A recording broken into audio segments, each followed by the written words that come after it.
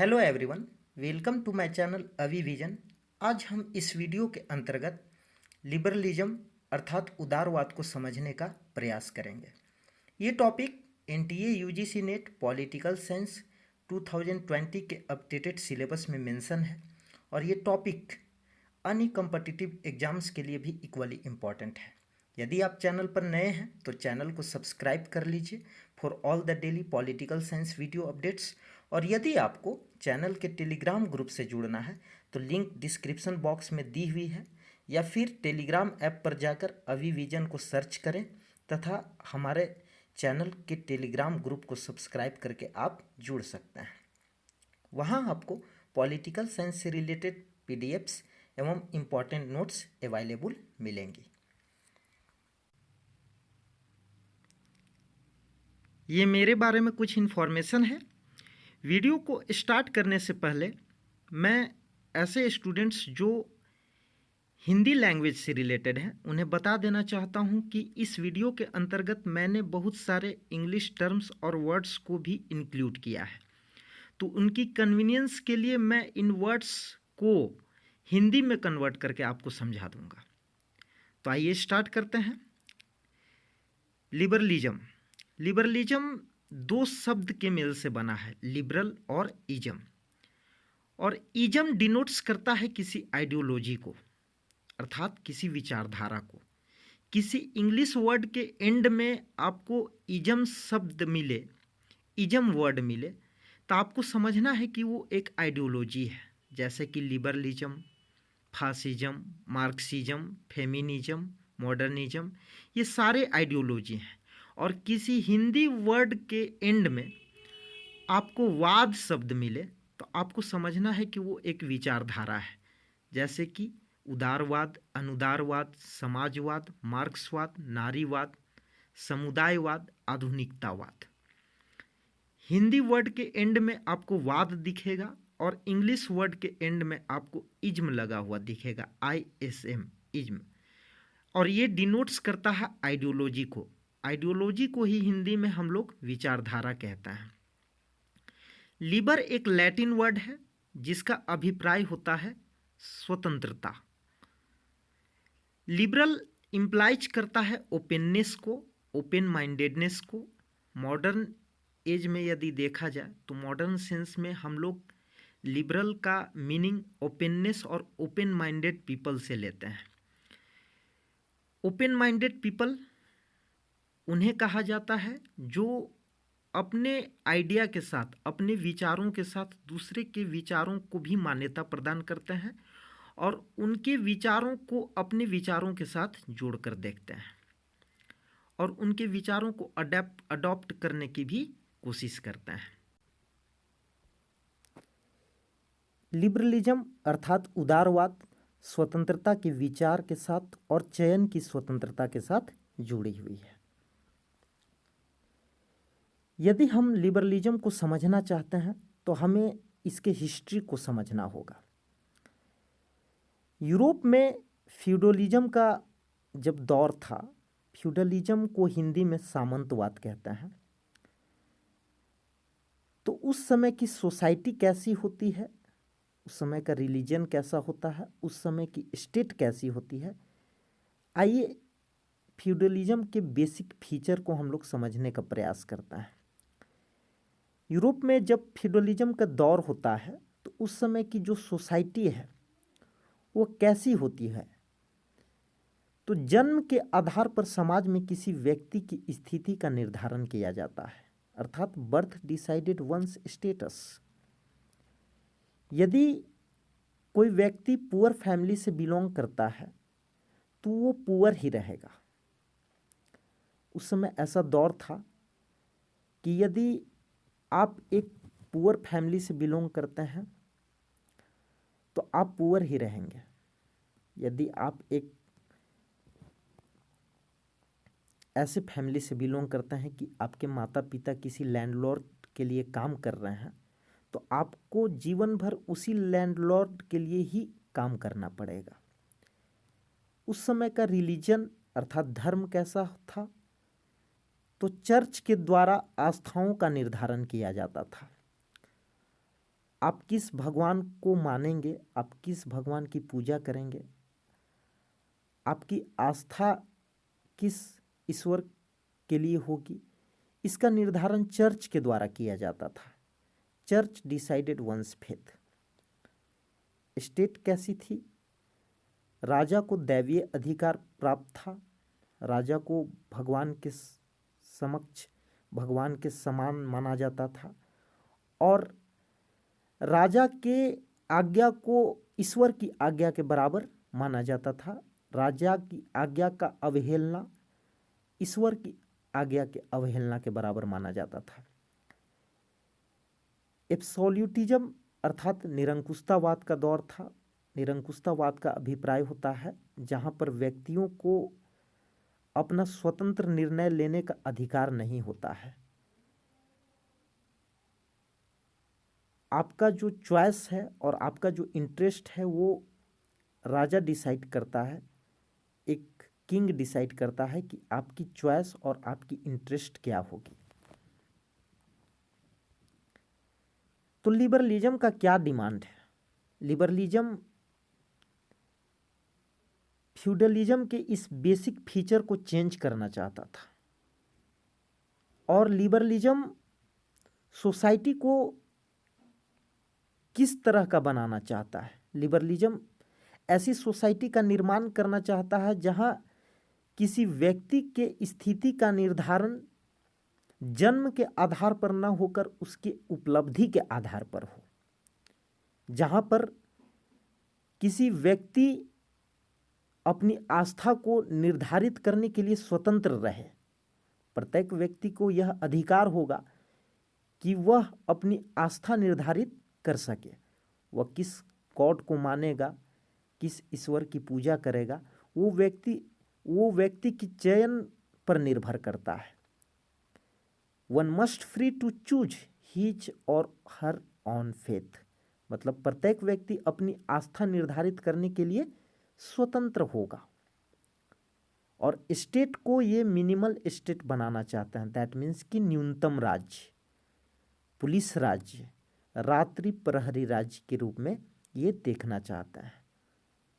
न्यूनतम राज्य, पुलिस राज्य, रात्रि प्रहरी राज्य, इन वर्ड्स का मतलब मैं आगे समझा दूंगा, लेकिन थोड़ी सी मैं यहाँ बता देता हूँ कि न्यूनतम राज्य, पुलिस राज्य और रात्रि प्रहरी राज्य उन्हें कहा जाता है जिस राज्य का काम सिर्फ आंतरिक सुरक्षा को देखना और लॉ एंड ऑर्डर को मेंटेन करना है। स्टेट का काम सिर्फ क्या होगा? स्टेट का कार्य सिर्फ होगा आंतरिक व्यवस्था बनाए रखना और लॉ एंड ऑर्डर को मेंटेन करके चलना। स्टेट का यही वर्क होगा, यही फंक्शन होगा। स्टेट एक पुलिस स्टेट की भांति कार्य करेगा। पुलिस स्टेट, मिनिमल स्टेट और नाइट वॉचमैन स्टेट का मतलब सिर्फ एक ही है जो आपको समझना है कि स्टेट के सिर्फ दो फंक्शंस होंगे, दो कार्य होंगे। फर्स्ट, बाहरी आक्रमणों से सुरक्षा और आंतरिक व्यवस्था बनाए रखना। इसके अतिरिक्त राज्य जो भी कार्य करेगा उससे व्यक्तिगत स्वतंत्रता का हनन होगा। इसलिए गवर्नमेंट को, स्टेट को इंडिविजुअल के लाइफ में बहुत ही कम इंटरफेयर करना है। तो उदारवादी राज्य को इस तरह का बनाना चाहता है। द रीजन ऑफ इमरजेंस, इसके उत्पत्ति के निम्नलिखित कारण रहे हैं: पुनर्जागरण आंदोलन, रेनेसांस मूवमेंट, धर्म सुधार आंदोलन, रिलीजियस रिफॉर्म मूवमेंट, वाणिज्यिक क्रांति, कॉमर्शियल रिवॉल्यूशन, औद्योगिक क्रांति, इंडस्ट्रियल रिवॉल्यूशन, गौरवपूर्ण क्रांति, ग्लोरियस रिवॉल्यूशन, संचार साधनों का विकास, development of means of transportation, Europe में मध्यम वर्ग का उदय, emergence of middle class in Europe. तो ये उदारवाद की उत्पत्ति के कारण रहे हैं। इन पॉइंट्स को आपको माइंड में रखना है। डेफिनेशंस को देख लेते हैं। हेरोल्ड जेलास्की का कहना है कि उदारवाद की परिभाषा देना कोई सरल कार्य नहीं है, क्योंकि यह कुछ सिद्धांतों का समूह मात्र ही नहीं है, अपितु मस्तिष्क में रहने वाली एक आदत भी है। और हैकर महोदय का कहना है कि उदारवाद राजनीति के शब्दकोश में एक प्रचलित शब्दावली है, परंतु एक साहसी व्यक्ति ही इसकी स्पष्ट व सुनिश्चित परिभाषा करने का प्रयास करेगा। रिचर्ड बेनहम का कहना है कि व्यक्ति की स्वतंत्रता में विश्वास ही उदारवाद है। यदि आप एक इंडिविजुअल की लिबर्टी में फेथ करते हैं, बिलीव करते हैं, तो आप एक उदारवादी हैं। उदारवाद व्यक्ति व राज्य के संबंध में एक दृष्टिकोण है। आप ये 2 पॉइंट को माइंड में रखिएगा। रिचर्ड बेनहम व्यक्ति की स्वतंत्रता में विश्वास ही उदारवाद है, ये कहते हैं, और उदारवाद व्यक्ति व राज्य के संबंध में एक दृष्टिकोण है। ये 2 पॉइंट आप माइंड में लेकर चलिए। लिबरलिज्म के बेसिक फीचर्स को देख लेते हैं। बारबारा गुडविन ने उदारवाद की निम्नलिखित विशेषताओं का उल्लेख किया है। फर्स्ट, व्यक्ति स्वतंत्र, तार्किक और स्वायत्त है। उनका कहना था कि व्यक्ति स्वतंत्र, तार्किक और स्वायत्त है। व्यक्ति स्वतंत्र है, तार्किक है, रैशनल है और ऑटोनॉमस है। सेकेंड, सरकार व्यक्तियों की सहमति और समझौते पर आधारित है। थर्ड, संवैधानिक व विधि का शासन। फोर्थ, चयन की स्वतंत्रता, right to choose, freedom of choice, जिसमें सरकार का चयन भी सम्मिलित है, जिसमें सरकार का चयन भी सम्मिलित है। फिफ्थ है अवसर की समानता, सामाजिक न्याय एवं सहिष्णुता।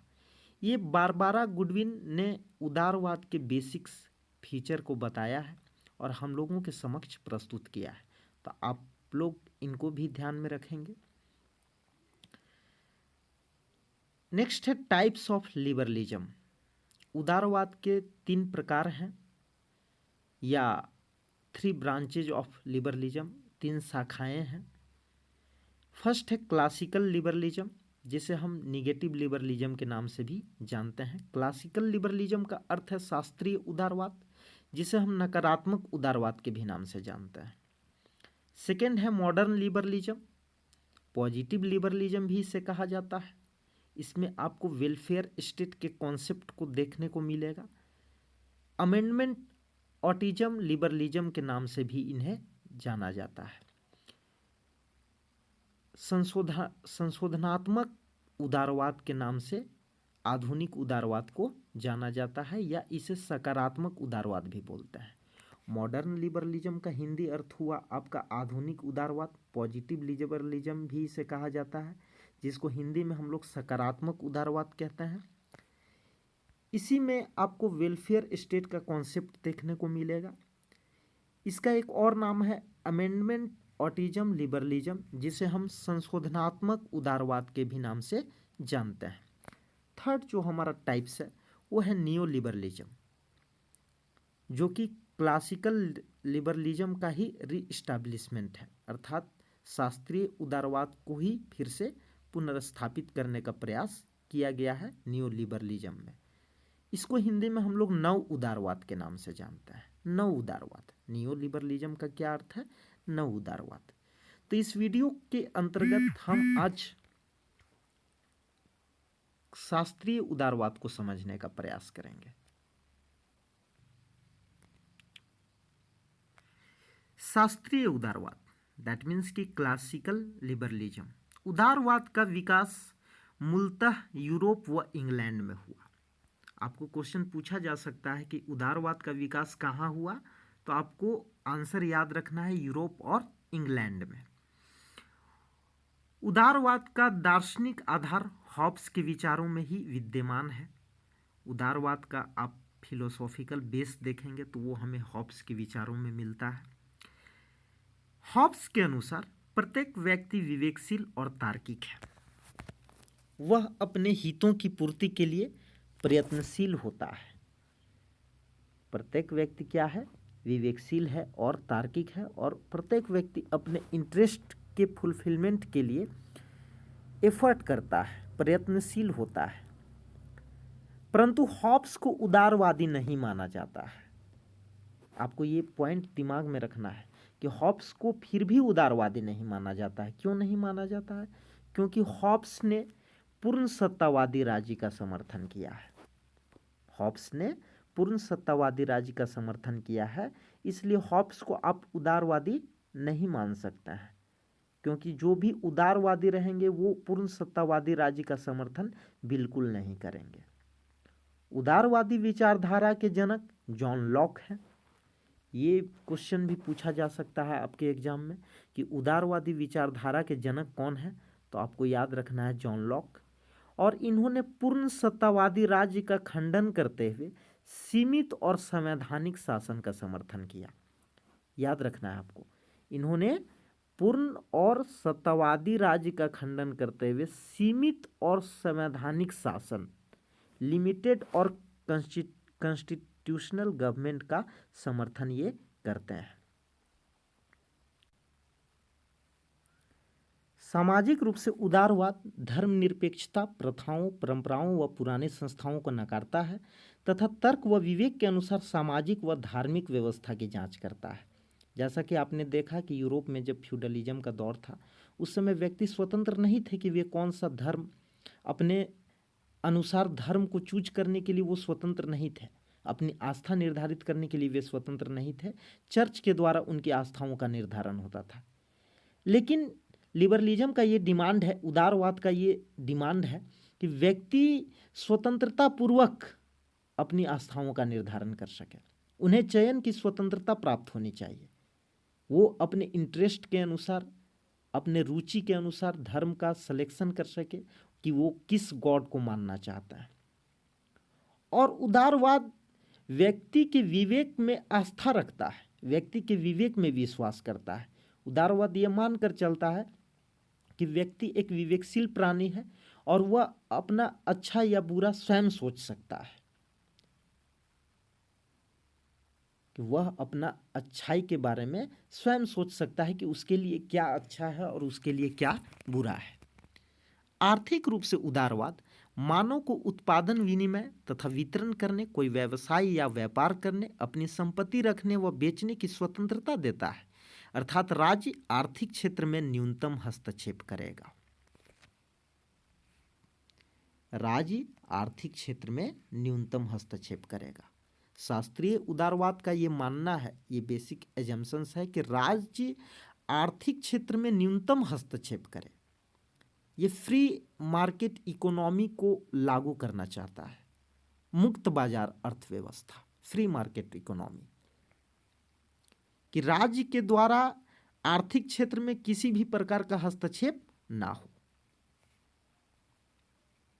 राजनीतिक रूप से उदारवाद शक्तियों के पृथकीकरण, शक्ति संतुलन, निष्पक्ष चुनाव, उत्तरदायी शासन, सार्वभौम वयस्क मताधिकार, प्रेस तथा न्यायपालिका की स्वतंत्रता, अल्पसंख्यकों के अधिकारों की रक्षा से संबंधित है। तो ये पॉइंट भी आपको माइंड में रखनी है। नेचर ऑफ स्टेट, राज्य की प्रकृति कैसी है। शास्त्रीय उदारवाद राज्य को किस प्रकार से देखते हैं, तो लॉक ने संसदीय सरकार का समर्थन करते हुए कहा कि संसद के द्वारा ही करारोपण का निर्धारण होना चाहिए। लॉक का कहना था कि पार्लियामेंट ही टैक्सेशन को डिटरमाइन करेगी और उसे निर्धारित करेगी। लॉक ने हस्तक्षेपवादी राज्य का समर्थन किया, जिसका अभिप्राय है पितृसत्ता का अभाव, मतलब अब्सेंस ऑफ पैट्रियार्कल अथॉरिटी, और समझौते की स्वतंत्रता, फ्रीडम ऑफ कॉन्ट्रैक्ट। उन्होंने हस्तक्षेपवादी राज्य का समर्थन किया है जॉन लॉक ने। हस्तक्षेपवादी राज्य का मतलब क्या है? हस्तक्षेपवादी राज्य का मतलब है कि ऐसा राज्य जो इंडिविजुअल के लाइफ में कोई इंटरफेयर ना करे, जो मार्केट में को कंट्रोल करने की कोशिश ना करे। मार्केट कैसी होगी? फ्री मार्केट इकोनॉमी होगी, मुक्त बाजार अर्थव्यवस्था होगी, और इंडिविजुअल स्वतंत्र होंगे अपने निर्णय के निर्धारण के लिए। वो अपना निर्णय स्वयं ले सकेंगे। एक इंडिविजुअल के लाइफ में, एक इंडिविजुअल के पर्सनल लाइफ में स्टेट किसी भी प्रकार का कोई इंटरफेरेंस नहीं करेगा। शास्त्रीय उदारवादी ऐसा मानकर चलता है। लॉक ने स्वतंत्रता को महत्व देते हुए कहा कि राज्य एक आवश्यक बुराई है। State is a necessary evil. Necessary क्यों कहा है जॉन लॉक ने राज्य को नेसेसरी इसलिए कहा है क्योंकि राज्य आंतरिक व्यवस्था बनाए रखने के लिए और बाहरी आक्रमणों से सुरक्षा प्रदान करने के लिए आवश्यक है, नहीं तो अराजकता की स्थिति विद्यमान हो जाएगी। और बुराई उन्होंने इसलिए कहा है, राज्य को बुराई की संज्ञा उन्होंने इसलिए दी है क्योंकि राज्य कभी कभी इंडिविजुअल के लाइफ में इंटरफेयर करने का प्रयास करता है, जिससे व्यक्ति की जो स्वतंत्रता है वो बाधित होती है। इसलिए उन्होंने राज्य को एक आवश्यक बुराई कहा है। तो याद रखना है ये स्टेटमेंट कि राज्य एक आवश्यक बुराई है। यह स्टेटमेंट किसके द्वारा कहा गया? तो ये स्टेटमेंट जॉन लॉक के द्वारा कहा गया। ये क्वेश्चन आपके एग्जाम में पूछी जा सकती है। उसने नकारात्मक पुलिस और प्रहरी राज्य का समर्थन किया, जैसा कि हमने आपको बताया वीडियो की शुरुआत में ही कि police state, minimal state, night watchman state का बात किया जाता है क्लासिकल लिबरलिज्म के अंतर्गत।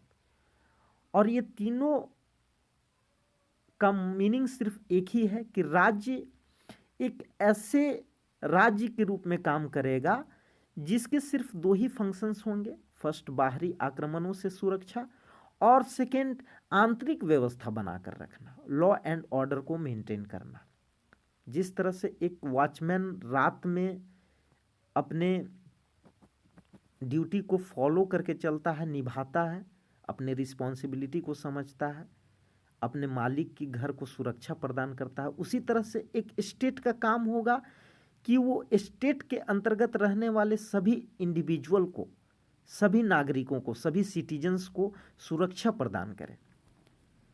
जॉन लॉक ने प्राकृतिक अधिकारों की संकल्पना के प्रतिपादन के द्वारा संवैधानिक शासन का समर्थन किया है, कॉन्स्टिट्यूशनल गवर्नमेंट का समर्थन इन्होंने किया है। शास्त्रीय उदारवादी व्यक्ति व राज्य के संबंधों में व्यक्ति को ज़्यादा महत्व देते हैं। आपको ये बात याद रखनी है, पॉइंट टू बी नोटेड, कि व्यक्ति व राज्य के संबंधों में व्यक्ति को ज़्यादा महत्व देते हैं, व्यक्ति को ज़्यादा महत्व देते हैं। इनके अनुसार समाज व राज्य एक कृत्रिम संस्था है जिसका निर्माण व्यक्तियों ने अपने हितों के लिए किया है। ये सोसाइटी को एक आर्टिफिशियल इंस्टीट्यूशन मानते हैं, स्टेट को एक आर्टिफिशियल इंस्टीट्यूशन मानते हैं, और इनका कहना है कि ये जो इंस्टीट्यूशन है इसका निर्माण व्यक्तियों ने अपने हितों के लिए किया है। बेंथम, जो कि एक उपयोगितावादी विचारक हैं, उन्होंने कहा कि समाज व्यक्तियों का योग मात्र है, समाज और कुछ नहीं है बल्कि व्यक्तियों का योग मात्र है। बेंथम का क्या कहना था कि समाज व्यक्तियों का योग मात्र है, व्यक्ति के मिलने से समाज बना है, अतः व्यक्तियों से पृथक समाज का कोई अस्तित्व नहीं होता है। इसलिए शास्त्रीय उदारवादियों का समाज अनुवादी प्रतीत होता है। शास्त्रीय उदारवादियों का समाज आपको कैसा प्रतीत होता है? अनुवादी। अब अनुवादी का मतलब आप समझ लीजिए। जिस प्रकार से साइंस एंड टेक्नोलॉजी के अंतर्गत हम लोग एक एटम को देखते हैं, एटम किसे कहते हैं? The smallest particle of any substance, the smallest particle of any matter.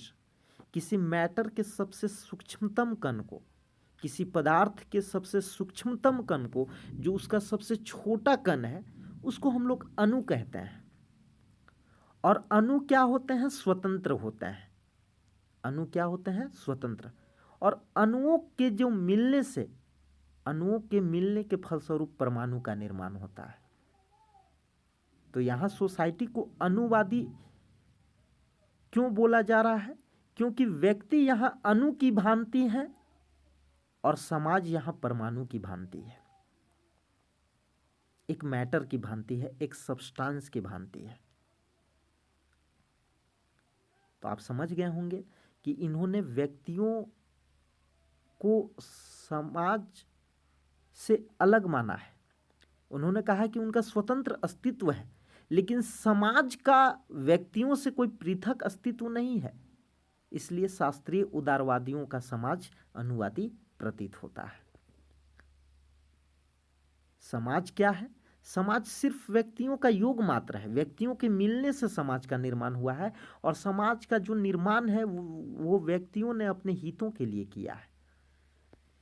Next है हमारा अहस्तक्षेपवाद, लैसेज फेयर। क्या है लैसेज फेयर को समझने की कोशिश करते हैं। शास्त्रीय उदारवादियों ने राज्य और आर्थिक गतिविधियों के मध्य अलगाव किया है। उन्होंने स्टेट और इकोनॉमिक एक्टिविटीज को डिवाइड किया है। इनके अनुसार राज्य का हस्तक्षेप आर्थिक गतिविधियों में नहीं होना चाहिए। शास्त्रीय उदारवादियों का कहना है कि राज्य का हस्तक्षेप आर्थिक गतिविधियों में नहीं होना चाहिए। आर्थिक गतिविधियों का नियंत्रण बाजार के आधार पर होगा, मतलब मार्केट डिसाइड करेगा, मार्केट हर चीज़ डिसाइड करेगा, मार्केट इकोनॉमिक एक्टिविटीज को कंट्रोल करेगा, जिसे कि एडम स्मिथ ने अदृश्य हाथ की संज्ञा दी है, इनविजिबल हैंड की संज्ञा दी है। इनके अनुसार सभी व्यक्तियों को खुला छोड़ देने से समूचे समाज का भला हो जाएगा। लैसेज फेयर एक ऐसा टर्म है जिसका मीनिंग होता है लीव एलोन, अर्थात व्यक्ति को अकेला छोड़ दो, व्यक्ति को अकेला छोड़ दो, लीव एलोन। और शास्त्रीय उदारवादियों का मानना है कि यदि सभी व्यक्तियों को आप खुला छोड़ दे रहे हैं तो उससे पूरे समाज का भला हो जाएगा। एडम स्मिथ की प्रसिद्ध रचना है द वेल्थ ऑफ नेशंस, जो कि 1776 में पब्लिश हुई थी, और थॉमस रॉबर्ट माल्थस की जो प्रसिद्ध रचना है वो है an essay on the principle of population, जो कि 1798 में पब्लिश हुई थी। तो बढ़ते हैं नेक्स्ट हमारा है शास्त्रीय उदारवाद तथा उपयोगितावाद, क्लासिकल लिबरलिज्म एंड यूटिलिटेरियनिज्म। इसको हम लोग समझने का प्रयास करते हैं। देखिए, जैसा कि आप जानते हैं कि बेंथम उपयोगितावाद के विचारक हैं, और बेंथम ने उदारवाद को उपयोगितावाद के माध्यम से आगे बढ़ाया। बेंथम के अनुसार प्रत्येक व्यक्ति का मूल उद्देश्य ज़्यादा से ज़्यादा सुख अर्जित करना है, और इसलिए वही शासन प्रणाली राज्य व सरकार से बेहतर है जिसमें लोगों को अधिक से अधिक सुख प्रदान किया जा सके। बेंथम के अकॉर्डिंग वही शासन प्रणाली राज्य व सरकार से बेहतर है जिसमें लोगों को अधिक से अधिक सुख प्रदान किया जा सके।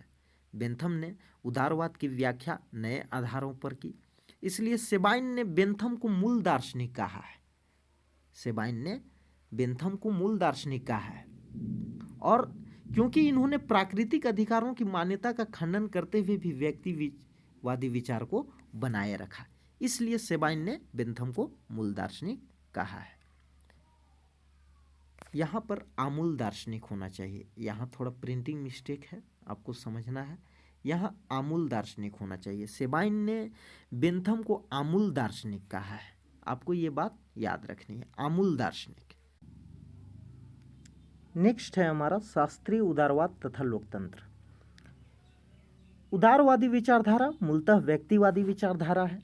क्यों है व्यक्तिवादी विचारधारा? क्योंकि इसमें व्यक्ति को प्रधानता दी जाती है, व्यक्ति की प्राथमिकता दी जाती है, जिसमें व्यक्ति की स्वतंत्रता को केंद्रीय महत्व दिया गया है। व्यक्ति की स्वतंत्रता को केंद्रीय महत्व दिया गया है। शास्त्रीय उदारवादी विचारकों ने लोकतंत्र का प्रयोग स्वतंत्रता को सुरक्षित करने व उसको वृद्धि करने के लिए किया। शास्त्रीय उदारवादियों ने डेमोक्रेसी को क्यों अच्छा माना? क्योंकि डेमोक्रेसी स्वतंत्रता को सुरक्षित करने और उसको वृद्धि करने में सहायक सिद्ध होता है, इसलिए उन्होंने लोकतंत्र का प्रयोग स्वतंत्रता को सुरक्षित करने व उसको वृद्धि करने के लिए किया है। शास्त्रीय उदारवादियों ने लोकतंत्र को साधन तथा व्यक्ति को साध्य माना है। आपको ये बात याद रखना है कि क्लासिकल लिबरलिज्म डेमोक्रेसी को कैसे यूज करता है और डेमोक्रेसी को कैसे वो इम्प्लीमेंट करता है, और शास्त्रीय उदारवादियों ने लोकतंत्र को क्या माना है? साधन माना है, मीन्स माना है, और व्यक्ति को साध्य माना है, इंड्स माना है। बढ़ते हैं नेक्स्ट, शास्त्रीय उदारवाद तथा समानता। क्लासिकल लिबरलिज्म का इक्वालिटी के प्रति क्या व्यूज है? शास्त्रीय उदारवादियों ने नैतिक समानता पर बल दिया है, मॉरल इक्वालिटी की बात वो करता है। शास्त्रीय उदारवादियों ने नैतिक समानता पर बल दिया है, ये बात आपको याद रखनी है। इनके अनुसार सभी व्यक्ति नैतिक रूप में समान है। नेक्स्ट है हमारा, शास्त्रीय उदारवाद की आलोचना भी की गई है। जैसे इसमें व्यक्ति व समाज के संबंधों का त्रुटिपूर्ण वर्णन है। कुछ आलोचकों का कहना है कि इसमें व्यक्ति व समाज के संबंधों का त्रुटिपूर्ण वर्णन है। ये जो व्यक्ति व समाज के बीच जो रिलेशनशिप को दर्शाया गया है वो गलत है, क्योंकि व्यक्ति को एक अणु के रूप में देखा गया है जो समाज में पृथक है, अलग है। इसलिए मैकफर्सन ने लॉक के विचारों को स्वत्वमूलक व्यक्तिवाद कहा है। आपको याद रखना है कि मैकफर्सन ने जॉन लॉक के विचारों को क्रिटिसाइज करते हुए उसे स्वत्वमूलक व्यक्तिवाद का संज्ञा दी है। इसमें व्यक्ति को एक अणु के रूप में देखा गया है, जैसा कि हमने आपको बताया कि इसमें एटोमिस्टिक सोसाइटी के रूप में एटोमिज्म की जो इसमें कॉन्सेप्ट की बात की गई है, एटोमिज्म की बात की गई है, और सोसाइटी को एक एटोमिस्टिक सोसाइटी का दर्जा दिया गया है। शास्त्रीय उदारवाद मूलतः पूंजीपतियों व मध्यम वर्ग का दर्शन है, जिसमें सामान्य हित की संकल्पना का अभाव है। और ये भी कहकर क्लासिकल लिबरलिज्म को क्रिटिसाइज किया जाता है कि ये पूंजीपतियों व मध्यम वर्ग का दर्शन है, जिसमें सामान्य हित की संकल्पना का अभाव है। इसमें कॉमन इंटरेस्ट की बात नहीं की जाती है, इसमें इंडिविजुअल के इंटरेस्ट की बात की जा रही है। और क्लासिकल लिबरलिज्म के ये भी कहकर आलोचना की जाती है कि व्यक्ति को खुला छोड़ने से समूचे समाज की भलाई कैसे होगी। यह मान्यता तो आंशिक और त्रुटिपूर्ण है, क्योंकि समाज में सभी की स्थिति समान नहीं होती है। फॉर एग्जाम्पल कि अगर एक भिखारी भीख मांग रहा है, तो जैसा कि शास्त्रीय उदारवादियों का कहना है कि इसमें चयन की स्वतंत्रता होती है, व्यक्ति अपने विवेक से चूज कर सकता है, अपने इंटरेस्ट के आधार पर कोई भी चीज को वो सेलेक्ट कर सकता है। फ्रीडम ऑफ चॉइस होती है, चयन की स्वतंत्रता दी जाती है, और व्यक्ति अपने विवेक के माध्यम से अपना अच्छा या बुरा सोच सकता है, और व्यक्ति अपने अनुसार कोई भी चीज चूज कर सकता है। उसे अपने इंटरेस्ट को चूज करने की, अपने इंटरेस्ट के अनुसार चूज करने की, किसी भी चीज वस्तु को चूज करने की स्वतंत्रता होनी चाहिए। तो कुछ क्रिटिक्स का कहना है कि यदि एक व्यक्ति है और वो भीख मांग रहा है, तो क्या उसने अपने चयन के स्वतंत्रता के अंतर्गत भीख मांगने का चुनाव किया है क्या? कहीं ना कहीं जरूर उसके साथ मजबूरी रही होगी, क्योंकि उसके पास भी विवेक है, लेकिन चयन के स्वतंत्रता के अंतर्गत उसने भीख मांगने का तो चुनाव नहीं किया है, और कोई भी ऐसा नहीं करेगा जानबूझकर। तो इसी चीज को लेकर वे क्रिटिसाइज करते हैं कि यदि स्टेट को आप एकदम इंटरफेरेंस करने के लिए नहीं कहिएगा, तो समाज में सभी व्यक्ति की स्थिति समान नहीं होती है। तो जब सभी व्यक्ति की स्थिति समान नहीं होती है, तो पूरे समूचे समाज का भला कैसे हो जाएगा? तो पूरे समाज का अगर भलाई करना है, तो स्टेट को कुछ वेलफेयर फंक्शंस करने होंगे, कुछ कल्याणकारी कार्य करने होंगे। और इसी को सुधार करते हुए हमारे सामने एक और लिबरलिज्म का एक और ब्रांच प्रस्तुत होता है, जिसे हम लोग सकारात्मक उदारवाद या मॉडर्न लिबरलिज्म के नाम से जानते हैं, जो कि क्लासिकल लिबरलिज्म में कुछ सुधार करता है, कुछ संशोधन करता है। इसीलिए उसे संशोधनात्मक उदारवाद के भी नाम से जानते हैं।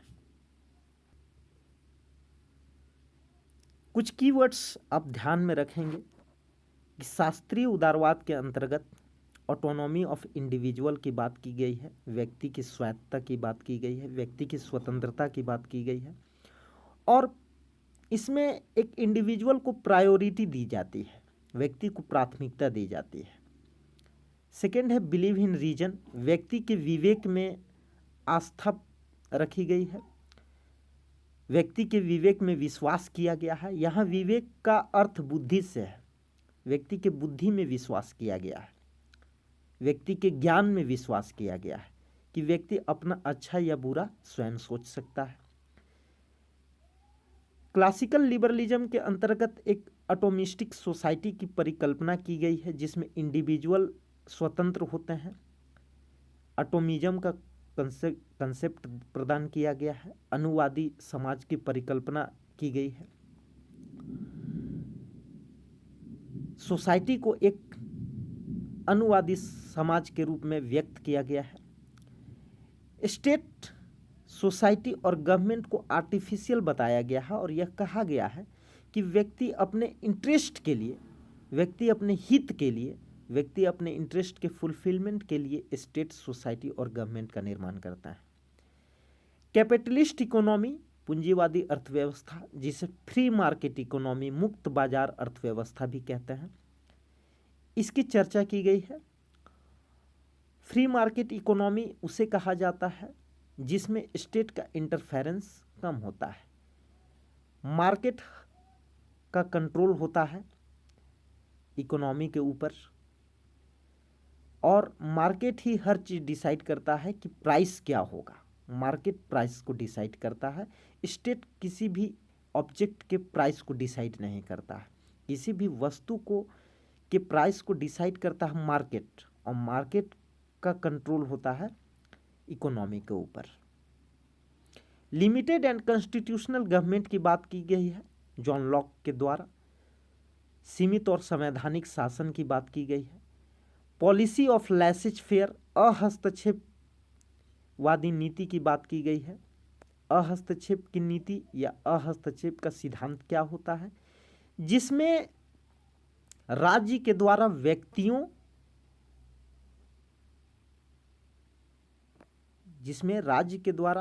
व्यक्तियों के ऊपर, व्यक्तियों के पर्सनल लाइफ में किसी भी प्रकार का इंटरफेरेंस नहीं किया जा। राज्य सिर्फ दो ही फंक्शंस को परफॉर्म करे, वो है आंतरिक सुरक्षा बनाए रखना और दूसरा लॉ एंड ऑर्डर मेंटेन करना। सेकेंड है फ्रीडम ऑफ चॉइस की बात की गई है।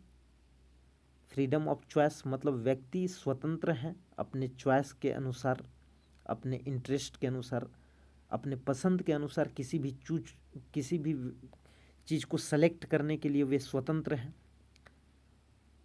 वो अपने पसंद नापसंद के अनुसार किसी भी चीज़ को चूज कर सकते हैं, चयन की स्वतंत्रता उन्हें प्राप्त है। और इसीलिए क्लासिकल लिबरलिज्म को निगेटिव लिबर्टी के साथ जोड़कर देखा जाता है कि जो निगेटिव लिबर्टी का जो कॉन्सेप्ट है वही कॉन्सेप्ट यहाँ भी हमें देखने को मिलता है। नकारात्मक स्वतंत्रता प्रदान की गई है व्यक्तियों को, और इसीलिए क्लासिकल लिबरलिज्म को निगेटिव लिबरलिज्म के नाम से भी जाना जाता है, क्योंकि इसके अंतर्गत ये बात किया गया है कि एक व्यक्ति स्वतंत्र है खुद डिसीजन लेने के लिए, वो उसे चयन की स्वतंत्रता प्राप्त है, वो पसंद नापसंद अपने अनुसार वो चूज कर सकता है किसी भी चीज़ को, अपने डिसीजन को वो स्वयं लेने के लिए स्वतंत्र है। गवर्नमेंट को उसके पर्सनल लाइफ में किसी भी प्रकार का इंटरफेरेंस करने का कोई हक नहीं है, इनका ये मानना है। तो दोस्तों, आशा करता हूँ कि आपको ये वीडियो पसंद आई होगी।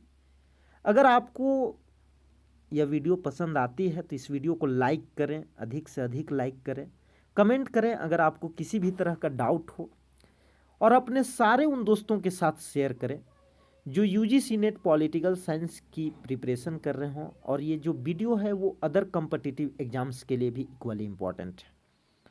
हमारे चैनल को ज़रूर सब्सक्राइब करें, बेल आइकन को भी प्रेस कर लें ताकि हमारे द्वारा बनाई जाने वाली हर वीडियो की नोटिफिकेशंस आपको मिलती रहे। तो मिलते हैं नेक्स्ट वीडियो में। आज के लिए इतना ही, धन्यवाद।